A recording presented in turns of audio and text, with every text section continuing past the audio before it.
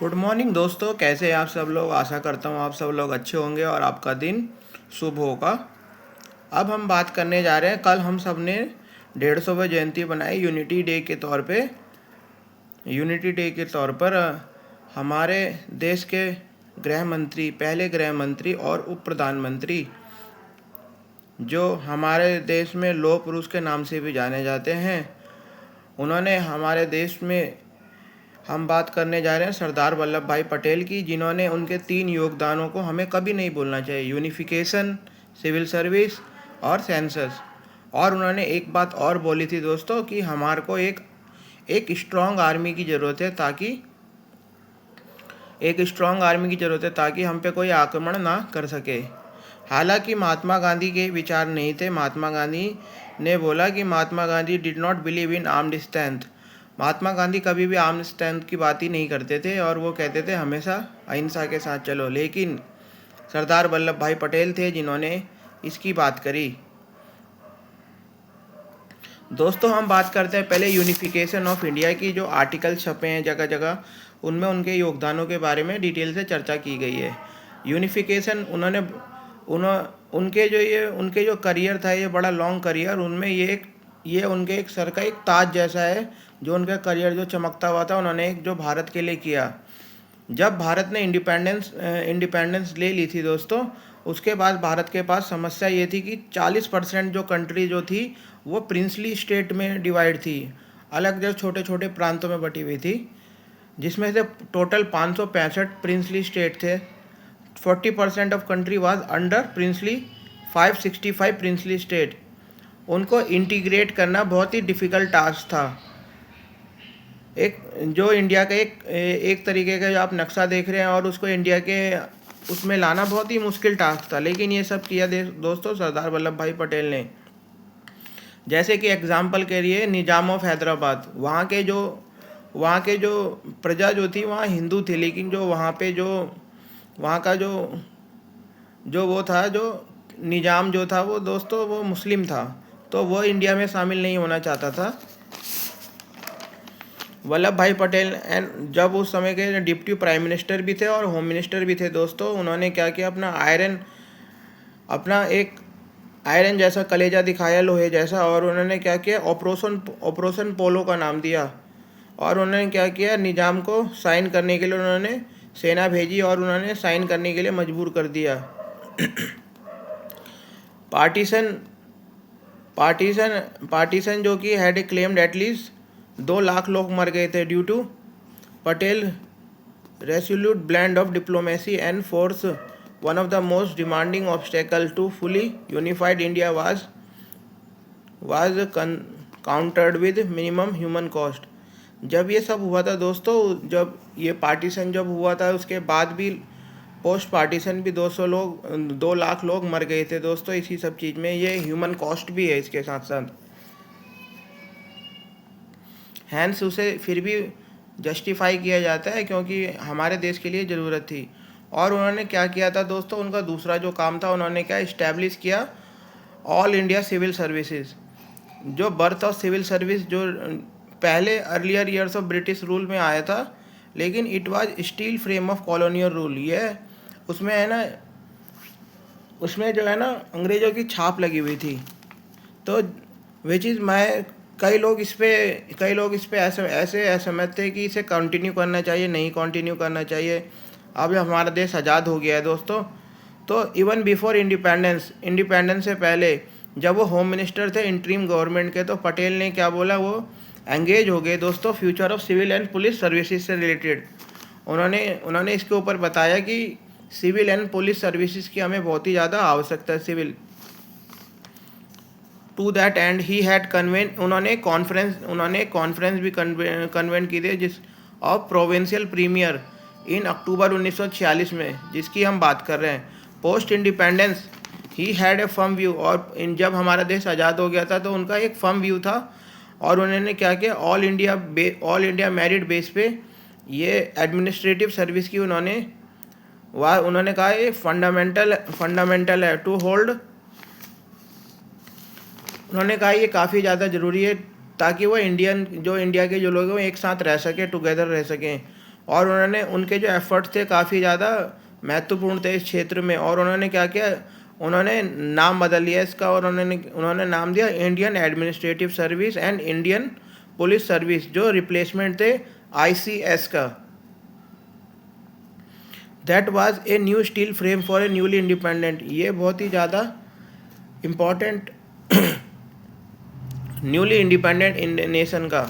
He said to have told young officer to serve people with integrity, और उन्होंने ये भी बोला गया था, ये जो यंग ऑफिसर जो उस समय पे जो सिलेक्ट हुए थे आईएएस आईपीएस में, उन्होंने बोला कि आपको हमारे देश को है ना फुल इंटीग्रिटी और ह्यूमैनिटी के साथ ट्रीट करना है और सर्व करना है इंडिया को।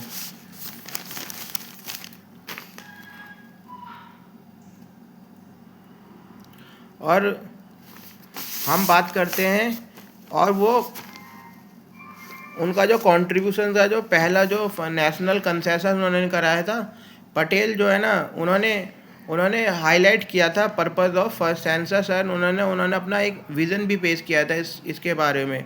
और फरवरी 1950 में दोस्तों, उन्होंने just 10 month before his death, 10 महीने पहले अपनी डेथ से, पटेल ने क्या किया, इनॉग्रेट किया, एक कॉन्फ्रेंस का उद्घाटन किया, कॉन्फ्रेंस ऑफ सेंसस सुपरिटेंडेंट्स इन दिल्ली। उन्होंने एक कॉन्फ्रेंस बुलाई जितने भी जो सेंसस सुपरिटेंडेंट हैं दिल्ली में, और उन्होंने बताया कि कंसेंसस एक प्ले करेगा, एक वाइटल रोल प्लेगा, डिटरमाइन करेगा कि आगे इंडिया की क्या पॉलिसी बनेगी, किस आधार पे इंडिया की पॉलिसी होंगी। And census he said was no longer a mere a counting of heads. उन्होंने ये भी कहा कि जो सेंसस है ये केवल एक ये नहीं है कि हमें काउंटिंग ऑफ हेड, हमें बताना है कि भारत की जनसंख्या क्या है, उसमें हमें ये भी बताना है कि भारत की डेमोग्राफी क्या है, भारत में कौन लोग आ रहे हैं, कौन लोग जा रहे हैं, और किसकी संख्या घट रही है, किसकी संख्या बढ़ रही है, तो हम एक पॉलिसी बना सकते हैं।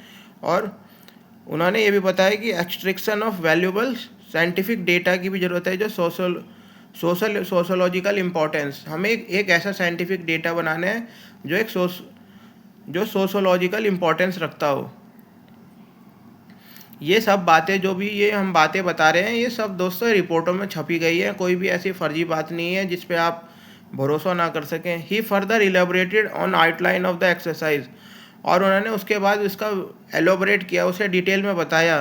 The present consensus would devote greater attention to the collection and formulation of basic economic data relating to the means of livelihood of people। और उन्होंने बोला है ये जो प्रेजेंट सेंसस है वो डिवोट करेगा, एक ग्रेट अटेंशन देगा, एक काफ़ी ज़्यादा ग्रेट अटेंशन किसको देगा कि कलेक्ट करेगा, इकट्ठा करेगा, उसके बाद फिर फॉर्मुलेट करेगा जो इकोनॉमिकल जो डेटा होगा कि लोग क्या काम करते हैं यहाँ, कैसे कर रहे हैं, और कौन कौन से लोग कहाँ पे निर्भर हैं, और लोग गांव में ज़्यादा रह रहे हैं या शहर में ज़्यादा रह रहे हैं, इसके बारे में भी उन्होंने बताया दोस्तों।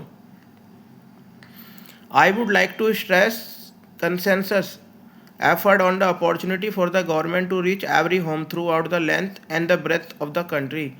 और उन्होंने कहा कि मैं इस बात I would like to stress consensus effort के, उन्होंने बोला कि मैं इस पर स्ट्रेस दूंगा कि एक अपॉर्चुनिटी है कि गवर्नमेंट ऑफ इंडिया के पास, ताकि वो पहुंच सके हर एक घर में अपने लेंथ एंड ब्रेथ से, लंबाई और चौड़ाई ऑफ कंट्री, जो भी हमारे देश में जहाँ भी वो जा सकते हैं, उन्होंने ये बोला।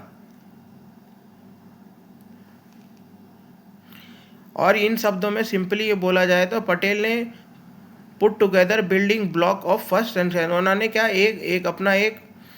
अपना एक आधारशिला रखी थी कि पहला सेंसस की जो 1951 में हुई थी दोस्तों, फर्स्ट सेंसस जो हुई थी 1951 में हुई थी।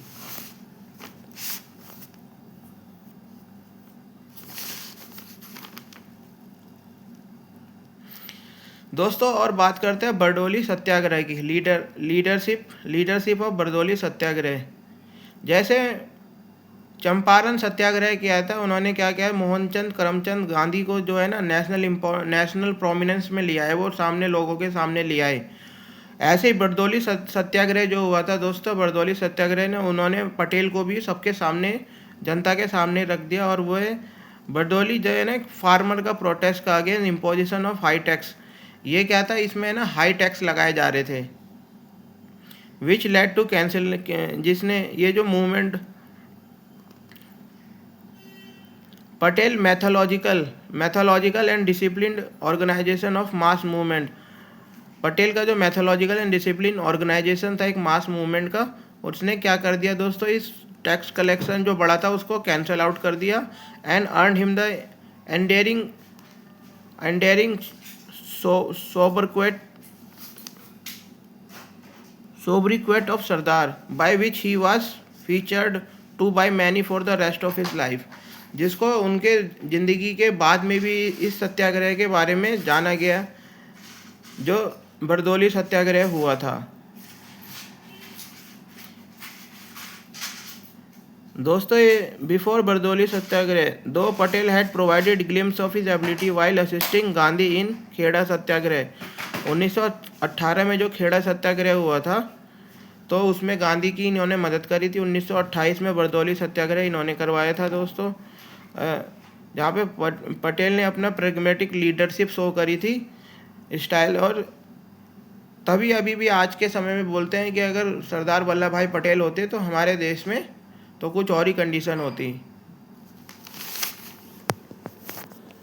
दोस्तों जनवरी 18, 1948 में एक लेख छपा था, उसमें लिखा था India must have strong army. Sardar Patel ने बोला था गवर्नमेंट टास्क है। उन्होंने ये बोला था कि हमारी जो आर्मी है ना उनको एक ज़रूरत है एक स्ट्रॉन्ग आर्मी की, हमारे देश को एक स्ट्रॉन्ग आर्मी की ज़रूरत है ताकि हम आगे दुश्मन से लड़ सकें। और लेकिन इसके विपरीत महात्मा गांधी जो ये रिपोर्ट छपी हुई है, Mahatma Gandhi did not believe in arm strength. Mahatma Gandhi arm strength में कभी विश्वास ही नहीं रखते थे। सरदार पटेल ने ये ऐड किया, but as a practical man के तौर पर he could not accept the Mahatma Gandhi advice. वो प्रैक्टिकल मैन के तौर पे बात करें, उन्होंने कभी एक्सेप्ट ही नहीं करी इस बात को, Mahatma Gandhi as far as military strength of concern. उन्होंने बोला our army ought to be strong, आवश्यकता है होने की, स्ट्रॉन्ग होने की, enough so that no power would ever think of interfering in India. दोस्तों एक छोटा सा मैंने आपको बताया सरदार वल्लभ भाई का जो कंट्रीब्यूशन था और जो उन्होंने क्या किया। उनका कंट्रीब्यूशन था बरदौली सत्याग्रह से लेके फर्स्ट नेशनल सेंसस से लेके इंडियन आर्मी को स्ट्रेंथ देने के लिए दोस्तों, और इस्टेब्लिश करने के लिए ऑल इंडिया सर्विस को बढ़ाने के लिए, और यूनिफिकेशन ऑफ इंडिया। ये मेरे एक छोटा सा वीडियो उनके लिए एक डेडिकेशन है दोस्तों, जो उनको चाहने वाले हैं और जो उनके बारे में पढ़ना चाहते हैं, तो मैंने उनके लिए एक वीडियो बनाया। धन्यवाद दोस्तों।